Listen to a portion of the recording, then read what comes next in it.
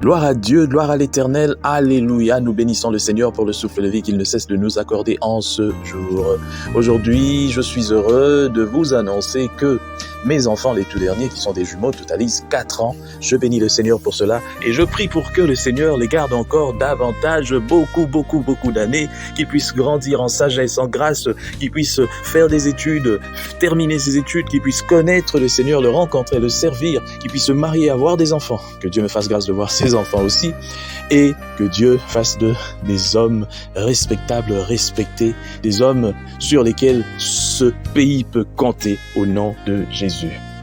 Bienvenue à une minute de prière de ce samedi 12 avril 2025. Aujourd'hui, le Seigneur a mis en mon cœur le désir de partager avec vous ce passage de Luc chapitre 22, le verset 32 que je lis au nom de notre Seigneur Jésus-Christ.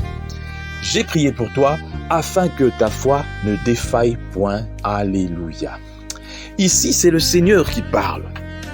Au moment de sa plus grande humiliation, du plus profond abaissement, à la veille du grand sacrifice, notre Seigneur pensait à un disciple en particulier.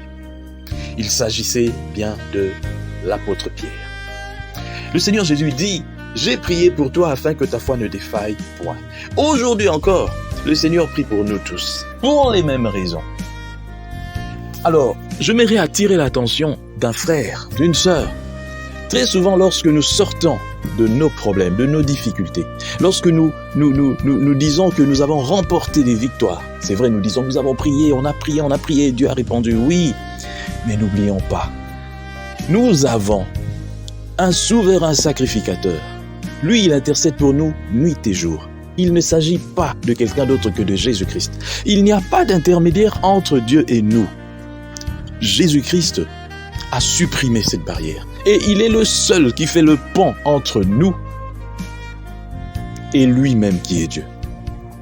Dieu n'a pas besoin de mettre quelqu'un d'autre parce que le sacrifice de Jésus-Christ à la croix était suffisant. Il n'y a pas, on va pas passer par les anges, on va pas passer par les, entre guillemets, les saints que nous sommes nous-mêmes, on va pas passer par je sais pas qui, c'est Jésus-Christ lui-même. Lorsqu'il est mort, le rideau du temple s'est déchiré du haut vers le bas.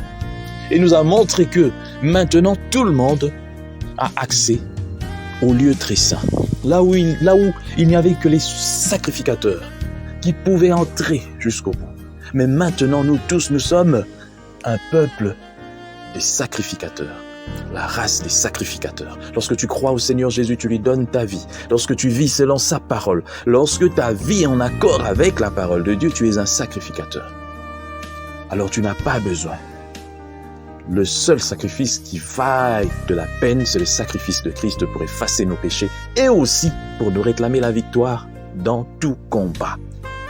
Dans tous mes combats, j'invoque le nom de Jésus. Que Jésus bénisse cette journée, soyons bénis et que tout soit fait pour lui. Au nom de Jésus-Christ. Amen.